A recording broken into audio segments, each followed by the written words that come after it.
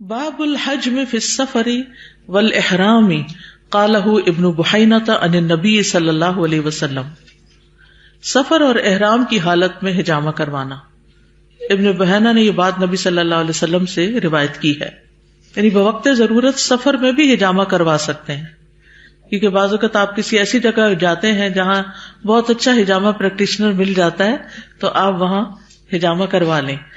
اسی طرح اگر آپ عمرے کے سفر پر ہیں اور راستے میں احرام کی حالت میں کوئی آپ کے سفر میں ساتھ ایسا حجامہ پریکٹیشنر ہے اور آپ محسوس کرتے ہیں کہ آپ کو حجامہ کرانا چاہیے تو آپ کروا سکتے ہیں، احرام خراب نہیں ہوگا آپ کا. حدثنا مسدد حدثنا سفیان عن عمرو عن طاووس عن عطاء عن ابن عباس قال احتجم النبی صلی اللہ علیہ وسلم وهو محرم. ابن عباس کہتے ہیں کہ نبی صلی اللہ علیہ وسلم نے حجامہ کروایا اس حال میں کہ آپ احرام میں تھے، جس سے یہ بھی پتہ چلتا ہے کہ دوران سفر اور حالت احرام میں حجامہ کروا سکتے ہیں. یعنی سفر میں بعض اوقات بلڈ پریشر ہائی ہو سکتا ہے اینگزائٹی سے یا اور کسی پریشانی سے، تو اس صورت میں حجامہ کروا کے انسان اپنے آپ کو اعتدال میں لا سکتا ہے.